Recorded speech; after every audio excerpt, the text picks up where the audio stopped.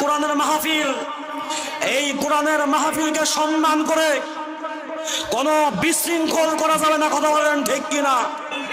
এই কোরআনের মর্যাদা আছে, এই কোরআনের সম্মান আছে। এই কোরআনকে সম্মান করে যারা ফিতনা করতে চান অতি তাড়াতাড়ি চুপ হয়ে যান। মাহফিল কোরআনের মঞ্চ, এই মাহফিলে কোনো জ্ঞানজাম করা চলবে না। কথা বলেন ঠিক কিনা? সবার প্রতি আমার আকুল আবেদন, চুপ হয়ে যান। আল্লাহ রাব্বুল আলামিন পবিত্র কুরআনুল কারীমের মধ্যে রাখতে বলেন, ওয়াইযা কুরিআল কুরআনু ফাসতামিউ লাহু ওয়া আনসিতু লাআল্লাকুম তুরহামুন।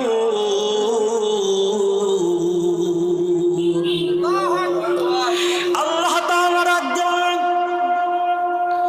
যখন তোমাদের সামনে কোরআনুল কারীমের যখন ব্যাখ্যা করা হয়, যখন কোরআনুল কারীম তেলাওয়াত করা হয়, ফাসতামিউ লাহু ওয়া আনসিতু, তখন তোমরা মনোযোগ সহকারে কান লাগিয়ে শ্রবণ করো, যাতে করে তোমাদের উপর আমার আল্লাহ তাআলা রহমত বর্ষণ করে। জোরে কোন সুবহানাল্লাহ। এই জন্য কোরআনের মাহফিলে বসতে হলে, কোরআন শুনতে হলে মনোযোগ সহকারে কোরআন শুনতে হবে, মনোযোগ সহকারে কান লাগিয়ে কোরআন শুনতে হবে। কথা বলেন ঠিক কিনা? আল্লাহ রাব্বুল আলামিন এই কোরআন সম্পর্কে পবিত্র কোরআনুল কারীমের মধ্যে রাখতে বলেন, ওয়াকালাল্লাযীনা কাফারু রাব্বানা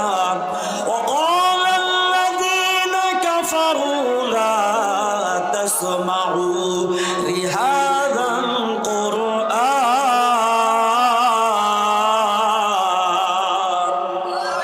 لهذا القرآن والغوا فيه لعلكم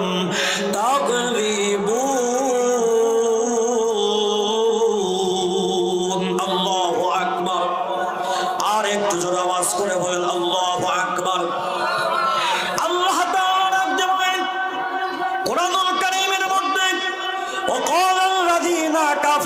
আর মক্কার কাফেররা ডাক দিয়ে বলতো, লা তাসমাউ লিহাদাল কুরআন, তোমরা এই কোরআনের তেলাওয়াত শুনিও না, তোমরা এই কোরআনের তেলাওয়াত শুনিও না।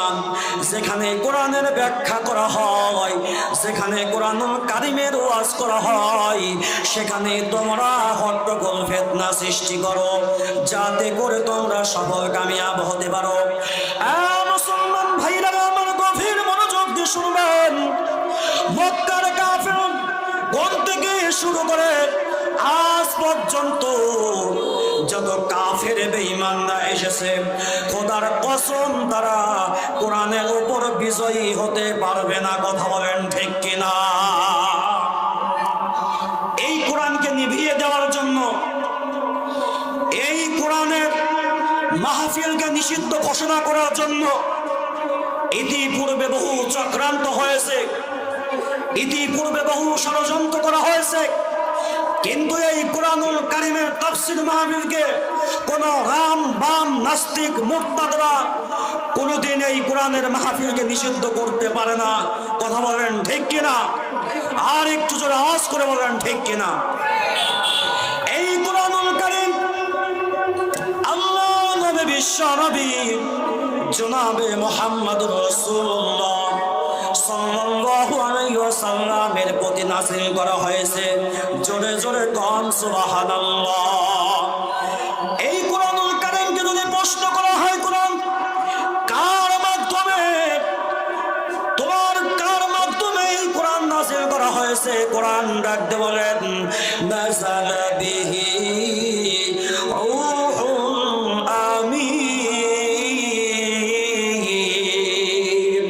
আল্লাহু আকবার।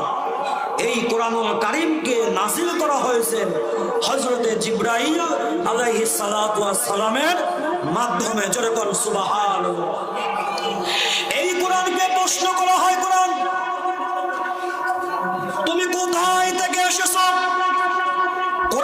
সঙ্গে সঙ্গে জবাব দিয়ে বলেন বাল হুয়া কুরআনুম মাজিদ।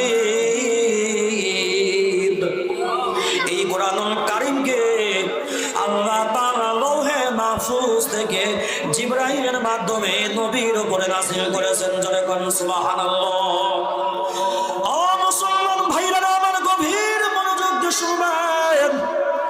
কোরআনকে যদি প্রশ্ন করা হয়, কোরআন তোমার মধ্যে কোনো সন্দেহের অবকাশ আছে কিনা, কোরআন সঙ্গে সঙ্গে জবাব দিয়ে বলেন বিসমিল্লাহির রহমানির রহিম আলিফ লাম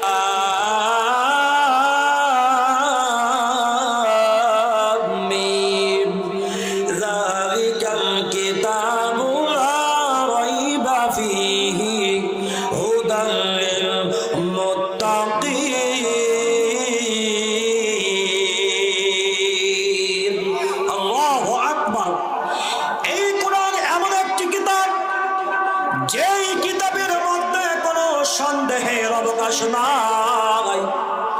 পৃথিবীর মধ্যে বহু মুসান্নিফ, বহু লেখক কিতাব লেখার পরে ডাক দিয়ে বলে দিয়েছেন যে আমার কিতাবের মধ্যে, আমার বইয়ের মধ্যে যদি কোনো ভুল থাকে আমাদেরকে জানাবেন, পরবর্তীতে আমরা সংশোধন করে দেব। কিন্তু আমার আল্লাহ কোরআনের প্রথমেই চ্যালেঞ্জ করে দিয়েছেন, আমি এমন একটা কিতাব নাযিল করেছি যেই কিতাবের মধ্যে কোনো সন্দেহ নাই। ও মুসলমান ভাইরা আমার, গভীর মনোযোগ দিয়ে শুনবেন। আল্লাহ তাআলা এই কোরআনুল কারীমকে রমজানুল মাসে নাযিল করেছেন। শাহরু রমাদানাল্লাযী উনজিলা ফীহিল কুরআন